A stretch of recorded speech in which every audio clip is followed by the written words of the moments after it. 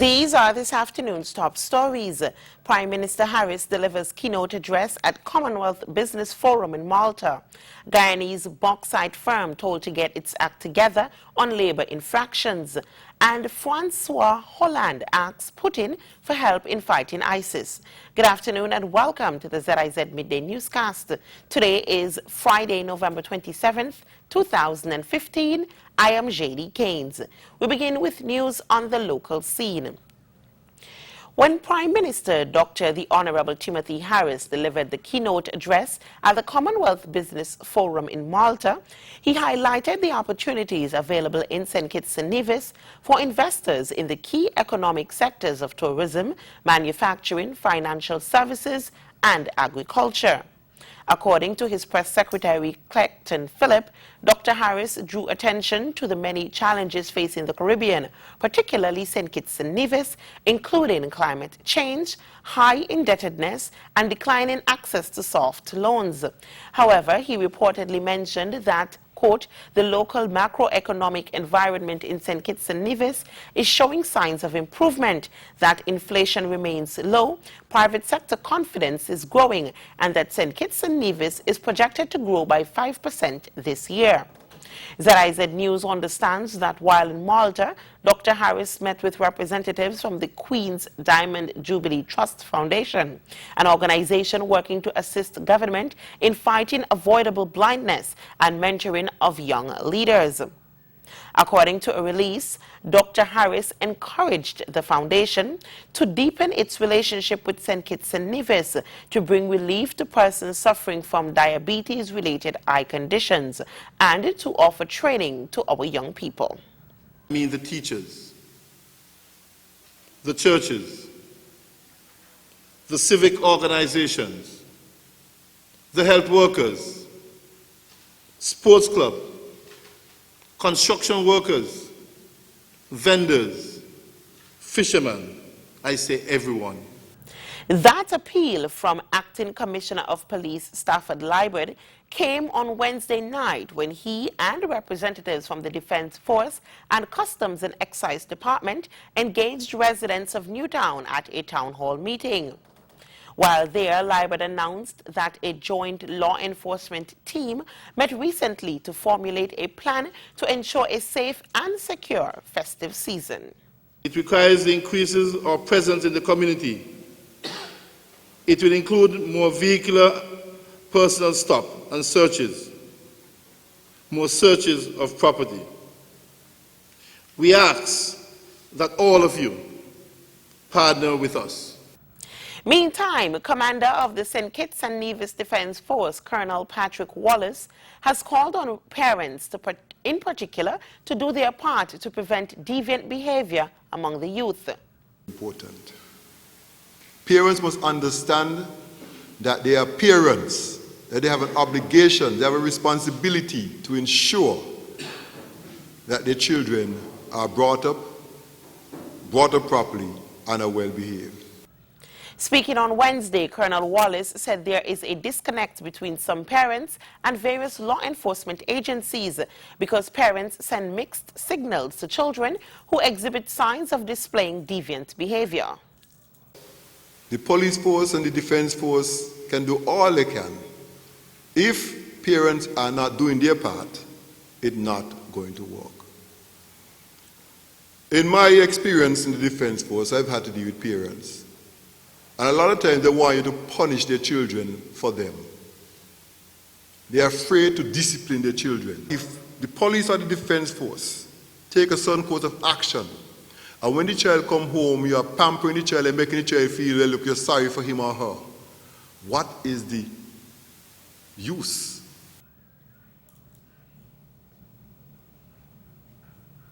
Colonel Patrick Wallace of the St. Kitts and Nevis Defense Force. Regionally, serious violations have been uncovered at the Guyanese bauxite firm Rusal, and the company is being urged to get it right. The bauxite company of Guyana, Rusal, was given 2 weeks to put its house in order with regards to the labor violations that are currently taking place at the location. This was prompted following a visit to the company by Minister within the Ministry of Social Protection, Simona Blooms. Speaking with Capital News, Broom said her ministry will write the company and point out to them the occupational safety and health standards that they are breaching. In which they already promised and correction they have started. Those has to be done. The period that they will be given for correction, however, is not a long one. It is just a week, 2 weeks maximum for correction. Some of those, however, had to be corrected immediately. So they had to put systems in place, I can tell you that, immediately to correct that. The conditions and the treatment, definitely I'm not satisfied, but it has to be changed, and the company is well aware of that, and so they'll have to come up for full compliance. Broom said the workers have petitioned the government for them to be unionized. Roussel, over the years, have de-recognized the union. The workers petition to the government, however, as it relates to for them to be unionized, that we will engage the company. The country manager will be in here. They have new management now, and I have instructed the chief labor officer to invite them in, and we'll be meeting with them hopefully in the new week to discuss the issue with the workers' petition for the union. The minister said the 6-year-old case involving the dismissal of 57 workers without giving them their rightful benefits was also discussed. However, they asked if those workers, if the government will give a hearing to those workers. We know we had similar situations, like they have pointed out, with sugar workers who had come forward for years, and they're making their comparisons, and that is their rights. They're looking at workers and calling for the same attention. Broom said she has since summoned the management of the company to a meeting at her office to address all the issues. She made it clear that the workers' rights must be respected and the labor laws honored. Reporting for Capital News, Royce Drakes. St. Lucia's Ministry of Education is exploring a new approach to early child education instruction. A seminar was held this past week to discuss the standardization of the curriculum. Public education officials met in Vieux Fort on Tuesday to revise the curriculum taught at the most critical age of a child's development. According to the curriculum officer for early childhood at the Ministry of Education, Antonius Thomas, educators were sensitized on a planning guide for everyday activities. Some of the content is new because what happens is we have had most of our practitioners planning more content-based lessons where they share information with children. They usually give them. Prior to the workshop, educators taught only content. Now Thomas says they are required to restructure content lessons to infuse instruction for important life skills. And we are teaching our practitioners how to derive a planning guide, and using the planning guide, plan for daily activities. The learning outcomes for early childhood development in the Caribbean document was used to assist practitioners in developing the program. Thomas expects educators to use the information for lesson planning. The administrators, the participants are taking information very well, and I'm hoping that it is something they can use later on, or we are hoping at the unit level that this becomes one way of ensuring that every child in St. Lucia is catered for, because the outcomes are all stipulated here on the six major categories. The government's education mandate touts universal access to early childhood education for all children in St. Lucia. Early childhood covers birth to 8 years. Gina Felipe, HTS News Force. Internationally, Francois Hollande's efforts to seek help from Russia in the war against ISIS were overshadowed by tensions between Turkey and Russia. CNN's Barbara Starr reports. French President Francois Hollande's meeting with Russian President Vladimir Putin pressed for joint action against ISIS. Because we have common victims, we must act. Vladimirovich Putin. But earlier in the day, Putin giving no signal that Russia is in the mood for conciliation Allahu Akbar. in the wake of the shoot-down of its fighter jet by Turkey. Until now, we've heard neither clear apologies from the highest political level of Turkey, nor promise to punish the guilty. Putin has accused you of Turkey's president, in an exclusive interview with CNN's Becky Anderson, made his position clear. If there's a party that needs to apologize, it's not us. Those who violated our airspace are the ones who need to apologize. Turkish and even U.S. warplanes may soon have to deal with this. Putin's latest move, the S-400 anti-air missile system the Russians say they have sent into Syria.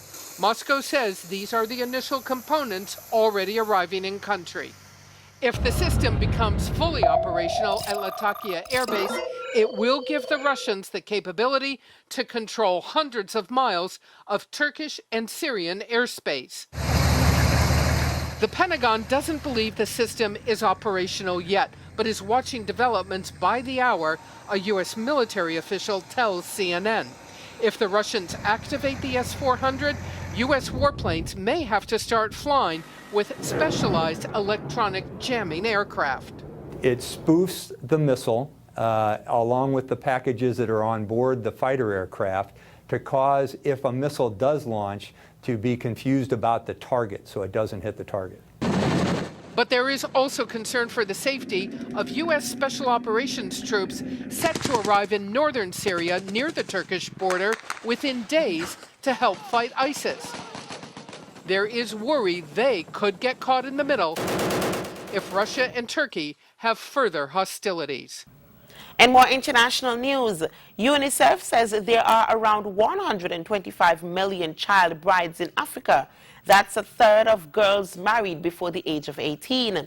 The African Union is holding its first summit on ending the practice, meeting in Zambia, where 42% of girls are married before they turn 18. Al Jazeera's Tanya Page reports from Chibombo. This is the sound of opportunity for these women. A mill to grind maize means they can earn a living. Lucina Muinga and Melina Mundengele were married as teenagers, Lucina when she was just 15. I had no choice because my parents couldn't afford to take us to school.